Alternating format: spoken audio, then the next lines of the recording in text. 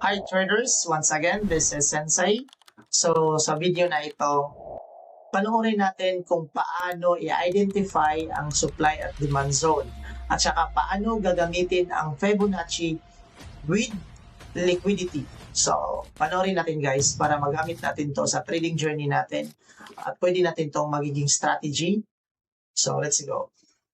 You never want to take a sell from a supply zone that looks like this. Now, as traders, we all identify the same setup here. We have the break of structure, we join our Fibonacci from the high towards the low, and we're looking for that 618 to get hit to then look for a short position which is in line with the overall area of supply or the overall support and resistance level. What most traders would then do is sell on top of the overall supply zone with the stops above the highs, and especially once they see these bearish candlesticks come in, they think that the trade will play out. But as we can see, the market takes us out and hits the overall stop loss. Now, the reason why your stop loss gets hit is because there was no liquidity within the overall push down. Whenever you have a move from a high towards a low, you need a small little pullback to become the overall internal liquidity. That is when the real move in towards the downside is ready to play out, and that's why once that liquidity gets taken, the real push in towards the downside then occurs. So ayun, so napanood natin.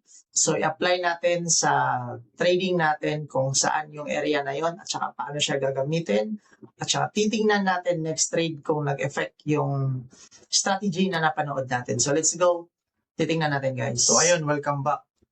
So sa base na nakita natin sa video kanina, so hanapin natin yung kadalasang trader. Una, tinitingnan yung break of structure. So, pag nakita yung break of structure, gumuguhit daw sila ng, or gumuguhit tayo ng, hinahanap natin yung Fibonacci. So, kunin natin yung Fibonacci. Wait lang, medyo gulo to. So, low and high, kinukuha daw natin palagi yan. Tapos, hinahanap natin palagi yung 61%. So, according sa video, according sa strategy nga kanina, pag ganito daw ang gagawin natin, 61%, dito tayo nagbabay, target natin itong previous high, dito yung stop loss natin. So, kadalasan, mahihit daw yung stop loss natin. So, dito tayo kunwari, ito yung buy natin. Yan daw yung buy natin. So, ang nangyari ngayon, nahit na yung buy position natin. So, tanggalin natin yung buy position. Klaro. So, pag nakuha natin yung 61%, kadalasan nagbabay na tayo, nakikita natin. Pero ang mali, hindi natin nakikita na walang liquidity sa area na to. So, ang market, bago siya mag-move properly sa direction niya, kukunin niya muna yung liquidity. So, saan natin hahanapin yung liquidity since walang liquidity sa area na yan? Sa area na to, walang liquidity. Yan. Yung area na yan, walang liquidity. So ngayon, merong liquidity dito sa area na to. Meron ding liquidity na nangyayari ngayon sa area na to. So ang gagawin natin, dito tayo mag-buy para mas safe. Sabi niya, wag dyan. Kaya kadalasan tayo ng stop loss kasi dyan tayo nagbabuy. So, ang advice niya, huwag tayo dyan mag-buy. Dito tayo sa liquidity mag-buy para maiwasan natin mas stop loss. So, gagawin natin to at check natin sa Monday kung tama ito siya. Ipopost ko tong video na to, then follow up natin na post kung tama yung strategy na sinasabi niya. At kung tama yun, pwede natin siyang ma-apply sa trading journey natin. So, additional knowledge po ito. So, huwag niyong kalimutan, itong video na to, how to identify supply and demand, then how to use Fibonacci with change of character or with break of structure plus liquidity. So, napaka-importante po yun na pattern.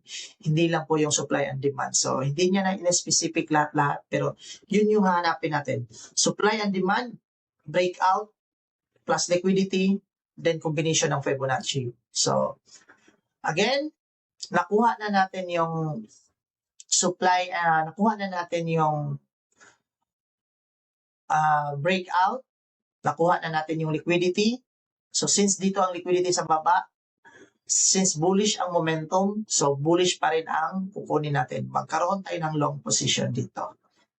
So, since may liquidity na dyan, meron din liquidity dito, pwede na tayo mag-entry dito. Ang stop loss, below the previous low, or below the liquidity area. So, check natin yan. Tapos, ang target natin is previous high, kung saan may outside liquidity.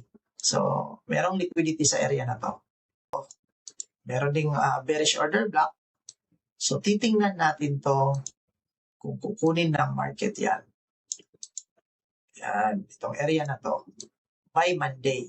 So, since Saturday na ngayon, check natin to kung sa Monday tama itong trade natin.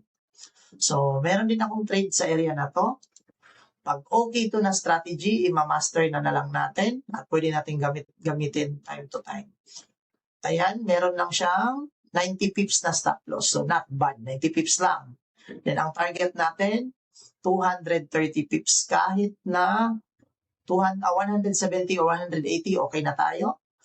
Kung kaya niya ng 250 pips, mas maganda. So, 1:1 natin, 90. So, napakalapit lang ng target.